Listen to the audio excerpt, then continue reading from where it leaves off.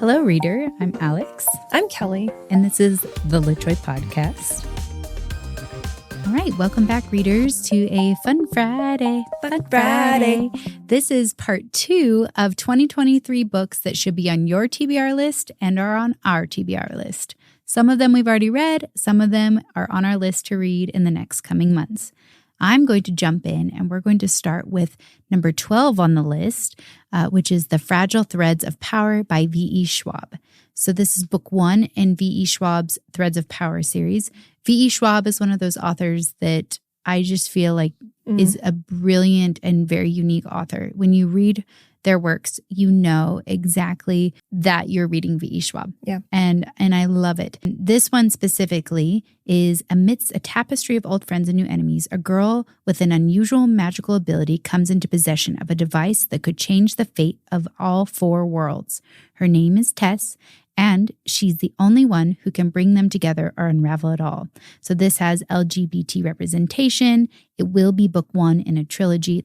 It is an adult fantasy, and there is magic. And it's in the world, right? So of The Darker Shade of Magic. The Darker Shade of Magic world. That's we're coming back to it. And so she's sort of like this. Yes. That's what they're alluding to here, is that there are these 4 fates that can change the red, the world. the gray, Yeah. the white, and the black Londons. And so And then Tess is just here to mess it all up. And then Tess comes in, drops a grenade. Boom. There's a book. I love it. Oh. Love it. Okay. Right. Number 13 is Bookshops and Bonedust by Travis Baldree, which is book 0 in the Legends and Lattes series. So Legend and Lattes comes out, it kind of blows up, has this like cult following. Yes. This cozy read that I've heard so much about. And then Bookshops and Bonedust comes out, which is the prequel to it.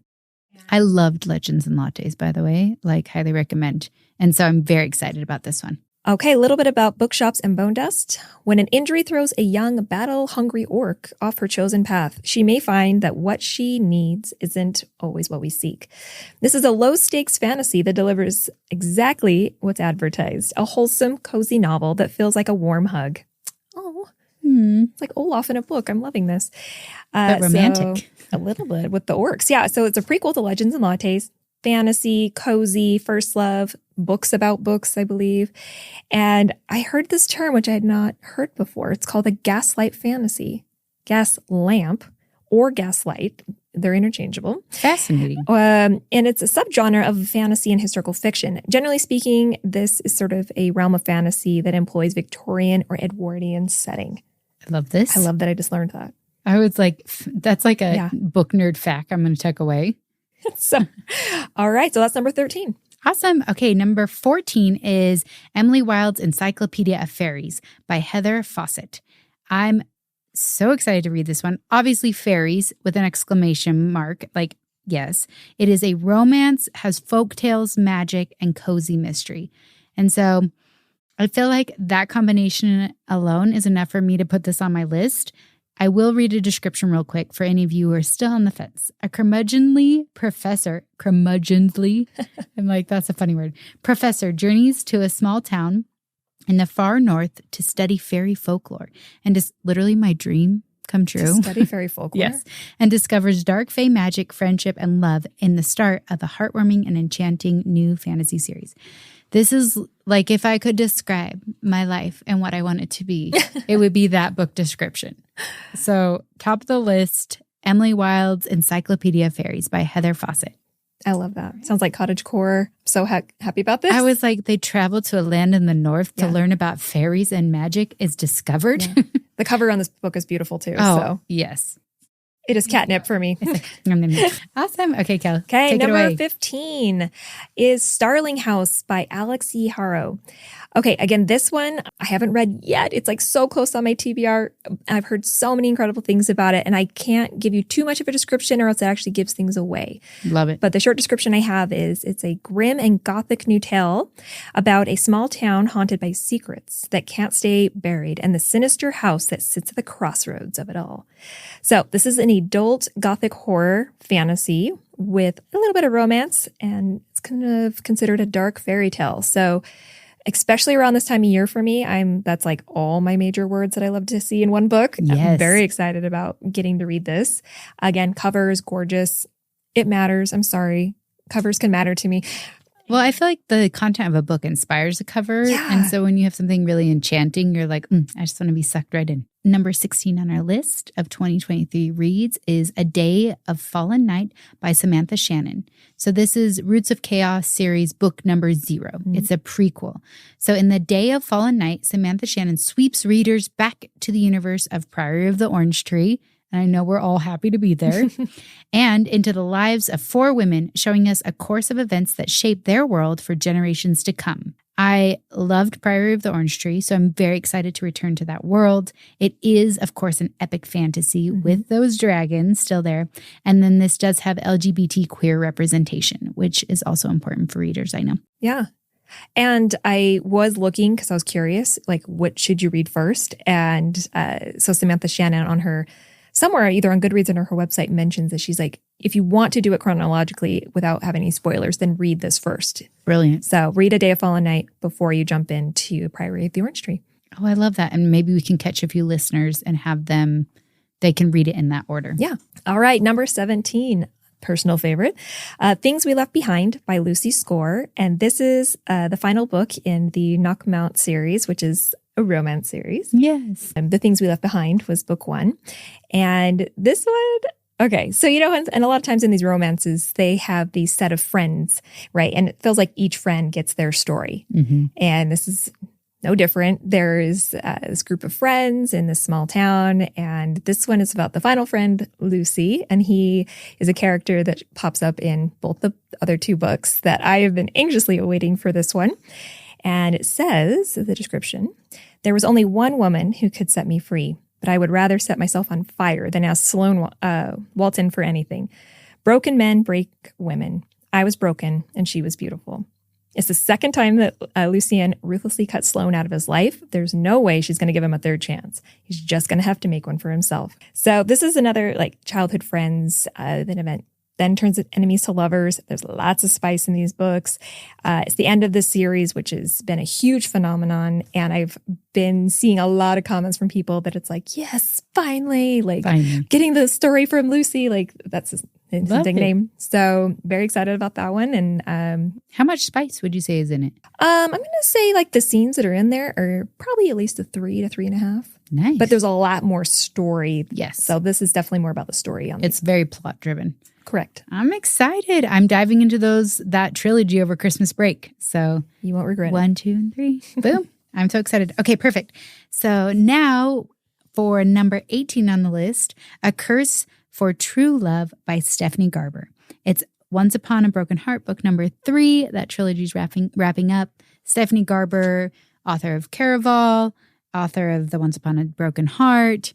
I love her enchanting worlds that she builds. So in this one specifically is about 2 villains, 1 girl, and a deadly battle for happily ever after. Evangeline Fox, which is just like a fantastic name of a character.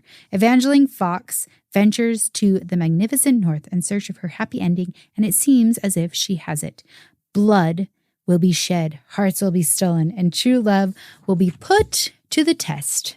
In A Curse for True Love, the breathlessly anticipated conclusion to Once Upon a Broken Heart trilogy.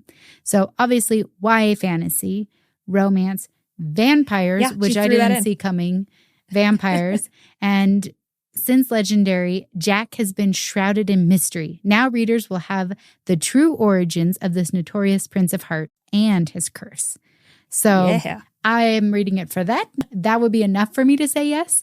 And just the fact that it's a romance YA fantasy with vampires is just like, that's our roots.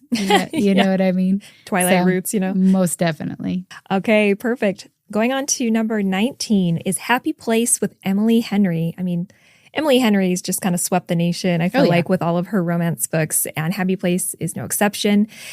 This book is about a couple who broke up months ago, pretending to still be together for their annual week-long vacation with their best friends in this glittering and wise new novel from Emily Henry. I'm all, in what world would I do that? All my best friends. In Emily Henry's world. I love this because there's automatic tension, right away, right when you get it started on the book. It's contemporary romance. We've got the fake dating trope, and she is such an incredible author. Her other books, Book Lovers, People We Meet on Vacation, and Beach Read, they're all fabulous. I'd recommend all of them. Yep, me too. She's an automatic read for me when it comes to romance authors. Number 20 in our list is Yellowface by R.F. Kuang. This book is an adult contemporary, also a mystery thriller, and it is a book about books. So if that's your go-to, this book has it all. This is by the bestseller author of Babel. And you've probably recognized this book by the bright yellow cover. I'm going to tell you a little bit about what it's about. White lies, dark humor, deadly consequences. Best-selling sensation Juniper Song is not who she says she is. She didn't write the book she claims she wrote. And she is most certainly not Asian American in this chilling and hilariously cutting novel. Yellowface takes on questions of diversity, racism, and cultural appropriation not only in the publishing industry, but the persistent erasure of Asian American voices and history by Western white society. So I have heard, definitely from the bookish community, that this book can be a little controversial or it can cover tough topics. And I think it's just one of those books that I'm really excited to dive into and to talk with all of my friends and readers about. Because I love books that challenge us and that make us uncomfortable, make us think differently. And this one for sure needed to be on our list because I think it's kind of important to be uncomfortable sometimes and to ask important questions. So it was a delicate topic, and I feel like she handled it really well. And, that's why it's controversial. But I feel like, she handled it in a way that you're able to have the discussion around it, but it's just not an uncomfortable topic. And so that's kind of why I think there's some controversy with people who either really liked it or had a hard time with it. Yeah, which I love. But I'm all perfect book club book right there. Oh, yeah, most definitely. All right, guys, we're down to our last two. We couldn't end at 20. We had 22. So here's your little extras. All right, number 21 on the list. Cassandra Clare's had a great year. We have Chain of Thorns, which is the final book in the Last Hours series. So again, this one I don't want to give too much away by what it's about because you don't want to spoil it. But James and Cordelia must save London, of course, right? And their marriage. In this fiendishly romantic conclusion to the Last Hours series, if Cordelia and her friends are going to save their city and their families, they will have to muster the courage, swallow their pride, and trust one another again. For if they fail, they may lose everything, even their souls. Dun, dun, dun. I know, Cassandra is such a great writer. And this is a YA, kind of a dark fantasy. This is, again, set in almost like 1800s London time period. Paranormal things are happening. It's the last book in the series. There's LGBTQ representation.